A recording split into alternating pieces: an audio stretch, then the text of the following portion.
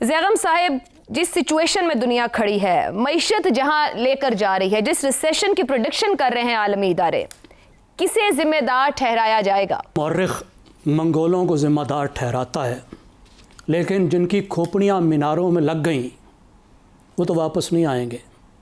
जो तहजीबें तबाह हो गईं वो तो दोबारा आबाद नहीं हो सकती। मौर्रिख अपना फ़ैसला अखलाकियात की बुनियाद पे करता है, लेकिन जियोपॉलिटिक्स अपना फ़ैसला ताकत की बुनियाद पे करती है। मौर्रिख यकीनन इसराइल और अमेरिका के ख़िलाफ़ फ़ैसला देगा, इसमें कोई शक नहीं होना चाहिए। लेकिन गज़ा के बच्चों को वालिदैन वापस नहीं मिलेंगे और गज़ा के वालिदैन को अपने बच्चे वापस में नहीं मिलेंगे जो ज़मीन के नीचे चले गए। तो अमेरिका और इसराइल ने अपने मफादात की खातिर ये जारहियत की है, दुनिया को मुसीबत में डाला है। देखिए, ये अमेरिका और इसराइल की वॉर ऑफ चॉइस है। ये कोई ऐसी जंग नहीं है कि उनको किसी किस्म का कोई ख़तरा था। आज अमेरिका में ख़ुद उनके मुंतखब हाउसेस में बैठे हुए लोग ये बात कह रहे हैं, उनके पढ़े लिखे लोग, सब सियाने लोग, सब एनालिस्ट ये कह रहे हैं कि अमेरिका को कोई ख़तरा नहीं था, इसराइल को भी कोई ख़तरा नहीं था। अपने स्ट्रेटजिक ऑब्जेक्टिव्स के लिए उन्होंने यह जारहियत शुरू की। वो रजीम चेंज करना चाहते थे ईरान में, उनको ये रजीम पसंद नहीं थी, इसराइल के लिए थ्रेट थी। वो ईरान के मिसाइल प्रोग्राम को ख़त्म करना चाहते थे ताकि इसराइल के लिए किसी तरह का ख़तरा ना रहे ईरान, लेकिन इसराइल ईरान के लिए ख़तरा रहे। वो ईरान के न्यूक्लियर प्रोग्राम को ख़त्म करना चाहते थे।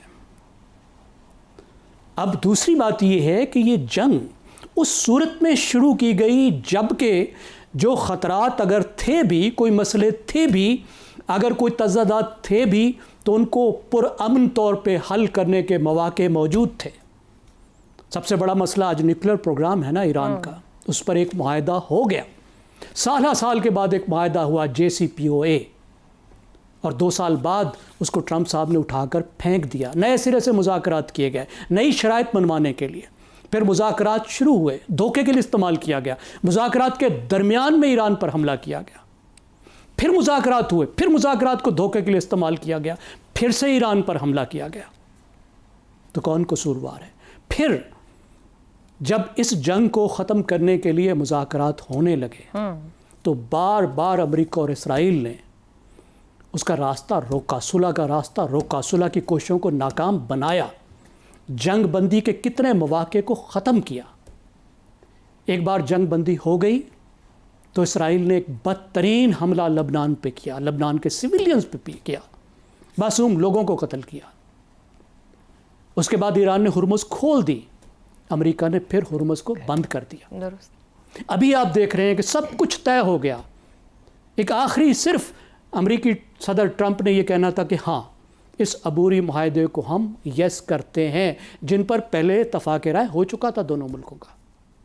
फिर ट्रंप साहब ने ना कह दी, नई शराइत उसमें डाल दी, दुरुस्त हो गया। अब देखिए जो असरात हैं वो इन्हीं फ़ैसलों का नतीजा है।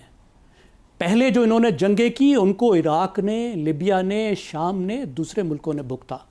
इस जंग की जो कीमत है वो पूरी दुनिया दे रही है और देगी। अमेरिका और इसराइल ने फैसला करना है कि वो अपनी हेजमनी की कितनी कीमत इस पूरी दुनिया से दिलवाना चाहते हैं। ठीक हो गया। क्या ये सूरत हाल या दुनिया जहां गुजरी हेजमनी भी बरकरार रहेगी इस सूरत में? नहीं, ये अपनी जगह एक नुक्ता है। शहजाद चौधरी साहब, इस वक्त बैनुल अक़वामी तवानाई एजेंसी IAEA हो, IMF हो, आलमी बैंक हो, आलमी तिजारती तंजीम, तमाम के सरबराहान खबरदार कर रहे हैं आने वाले दिनों को लेकर। अमरीका और ईरान दोनों ही शुमाली निस्फ कुर्रा पर हैं, जहाँ पर इस मौसम में कंजम्पशन भी कहीं बढ़ती है एनर्जी की। क्या ये ख़तरा आराम से बर्दाश्त कर लेगा खुद अमरीका भी? इसमें अक़वाम मुत्तहिदा के सेक्रेटरी जनरल का भी नाम शामिल कर ले। उन्होंने भी बड़ा क्लियर वार्निंग दी है कि ये जल्दी से जल्द इसको ख़त्म करना चाहिए ताकि इसके असरात पड़ना बहुत लंबे और गहरे जाएंगे। कुछ चीज़ें इसके ऑपोजिट भी देखने की ज़रूरत है। ये सवाल जो आपने उठाया बहुत इंटरेस्टिंगली अमेरिका के अंदर रज़ा रूमी साहब बैठे हैं, वो हमें वहाँ से भी बता सकते हैं। ये बड़ी इस पर बहस पिछले 2-3-4 हफ्तों में चल रही है कि किस हद तक माशी मुश्किल पेश आई है अमेरिका को। वो तो हम अपने तौर पे देखते हैं, लेकिन अदरवाइज दुनिया के तौर पे भी हम इसको नजर मार लेंगे।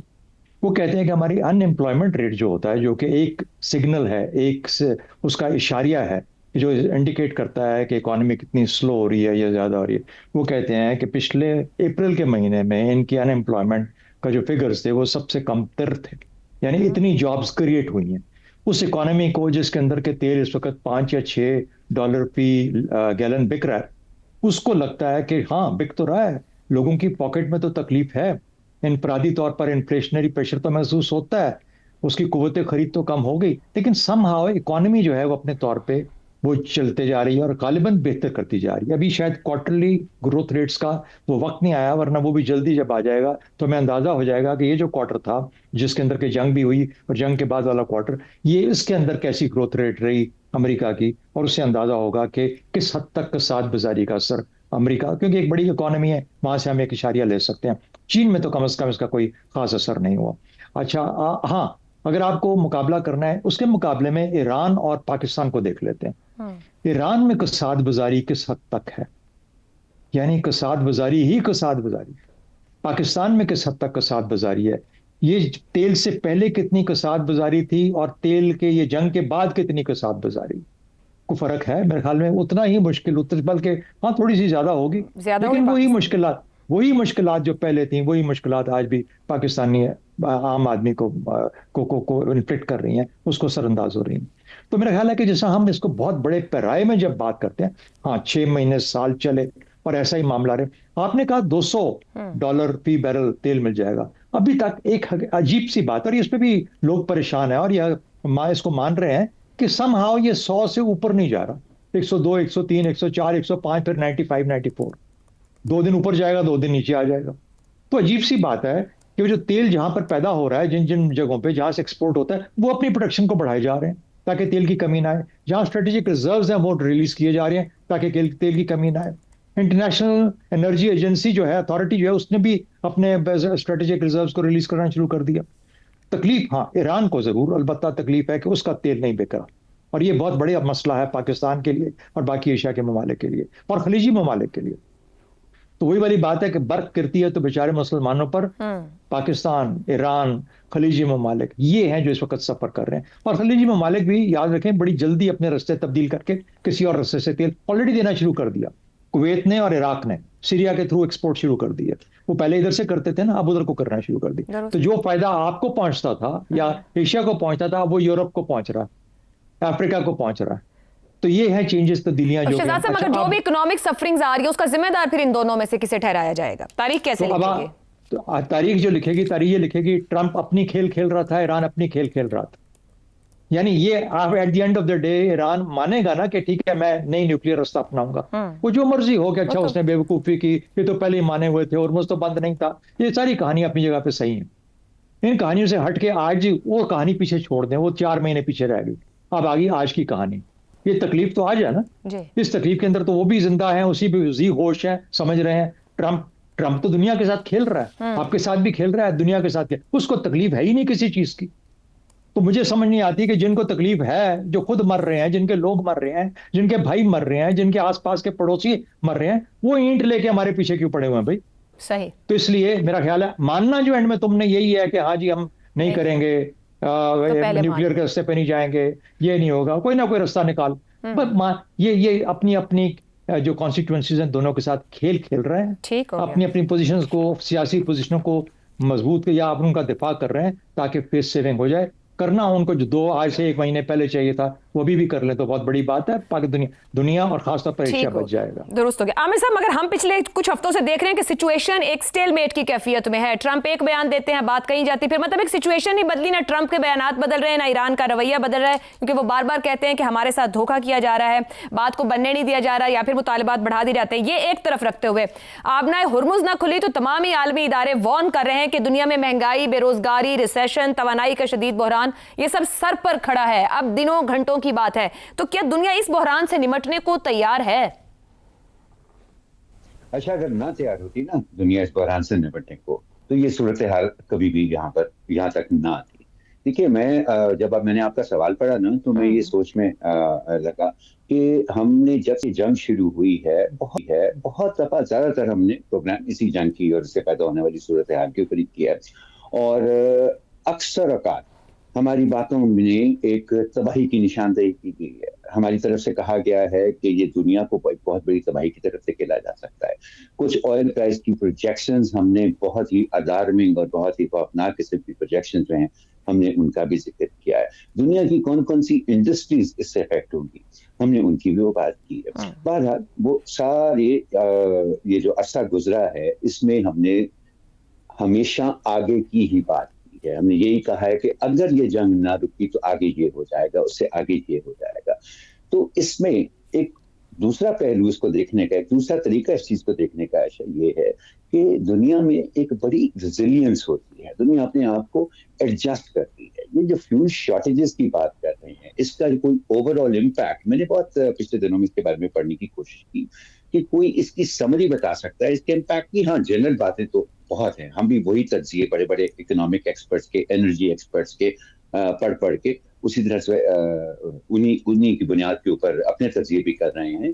लेकिन कोई किसी तरह से कोई स्पेसिफिक इम्पैक्ट बता सकता है कि वो क्या हो सकता है और क्या नहीं हो सकता, और उससे भी ज्यादा इम्पोर्टेंट कोई हमें क्लियरली ये समझा सकता है कि अगर ये सूरत हाल वाकई कई महीने और चलती है तो दुनिया का जो उससे एडजस्टमेंट करने का तरीका होगा वो क्या होगा। आपको एक छोटी सी एक मिसाल देता हूँ। देखिए, जब क्यूबा के ऊपर सैंक्शंस लगी ना तो सबसे ज्यादा इम्पैक्ट उनका खाने की सूरत हाल के ऊपर है। उनकी जो फूड सिक्योरिटी थी सबसे ज्यादा मुतासिर हुई। यहाँ तक आशा कि कैलोरी इनटेक पर person per capita calorie intake Cuba में एक वक्त आया 1/3 तक कम होगी, 33% कम हो गई लोगों में। उसका हल क्या उन्होंने निकाला, वहां पर एक अर्बन गार्डनिंग का एक बहुत बड़ा रिवाज शुरू हुआ और उससे चलते हुए उससे बात शुरू हुई और फिर एक ऐसा वक्त आया कि उन्हीं हालात और उन्हीं सैंक्शंस के अंदर क्यूबा ने अपने मुल्क के अंदर एक दुनिया का सबसे बेहतरीन हेल्थ केयर सिस्टम बना लिया, जहां इलाज कराने के लिए बड़े बड़े अमीर जो है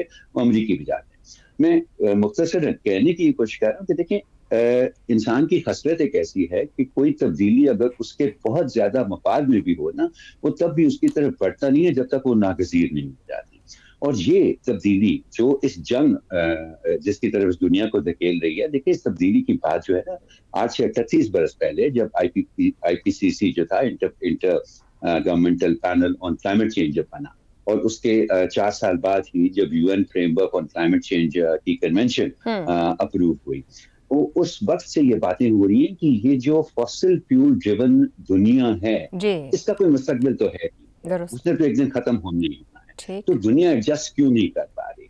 तो मेरे ख्याल में एक बहुत बड़ा, ठीक है, शॉर्ट टर्म के अंदर तकलीफ होंगी, लोगों को मुश्किलें पड़ेंगी, पाकिस्तान जैसे मुल्कों को खसूसी तौर पे, लेकिन वो जो धक्का दुनिया को चाहिए था ना, दुनिया बदलती है अपने तौर तरीके, तो या वो जंग की वजह से बदलती है या वो नेचुरल डिजास्टर की वजह से बदलती है। और यहाँ तो मेरा ख्याल है ट्रंप को भी हमें एक नेचुरल डिजास्टर ही समझना चाहिए। तो मेरा ख्याल है वो जो मूवमेंट है ना टुवर्ड्स दैट चेंज, जिसकी तरफ दुनिया ने जाना ही जाना है इवेंचुअली, वो थोड़ा सा स्पीड अप हो जाएगी जितनी भी मुश्किलें रास्ते में आए। दुरुस्त हो गया। रज़ा रूमी साहब, आलमी सरमायादारी निज़ाम के रखवाले जो वार्निंग्स दे रहे हैं माशी ज़लज़ले को लेकर, आपके ख्याल में उसको कितना संजीदगी से देखने की जरूरत है? जिम्मेदार अमेरिका है या ईरान, और खतरा किसको बड़ा है इससे? आबनाए हुर्मुज़ की जो बंदिश है वो उससे तेल की कीमतें तो ऊपर गई वक्ती तौर पर, मगर अब ये देखिए कि ये रोजाना की बुनियाद के ऊपर जो टोटल सप्लाई है दुनिया भर में, उसमें कमी आ चुकी है।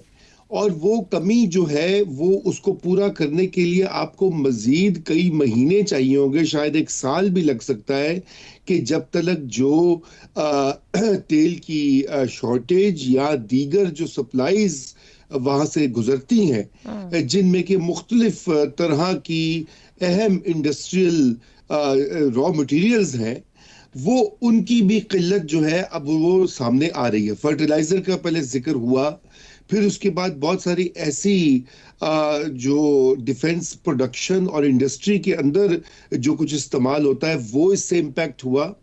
और ये अब एक सीरियस मसला यूं है कि अगर ये कोई डील नहीं होती, ये MOU जिसे कहा जा रहा है, और अब नए हुर्मुज़ जल्द नहीं खुलती, तो फिर उससे तो पूरी आलमी मईशत जो है वो उसकी लपेट में आ जाएगी। तेल और गैस की कीमतें और कितनी आप देख, पाकिस्तान में तो बहुत ज्यादा इंक्रीज हुई है, हिंदुस्तान में इंक्रीज हुई है, लेकिन वो मजीद उनमें इजाफा होगा। मगर अजहर उम्मी साहब, फिर क्या दुनिया देख भी रही है कि इसका असल में जिम्मेदार कौन है? अगर लोग सफर कर रहे हैं, कुछ तो ये भी रिपोर्ट्स आ रही है कि लास्ट मंथ में कंजम्पशन भी कम कर दी लोगों ने, जो अभी आमिर साहब भी बात करते हैं कि लोग एडजस्ट करें, लेकिन कोई जिम्मेदार भी तो है इस तमाम सफरिंग का।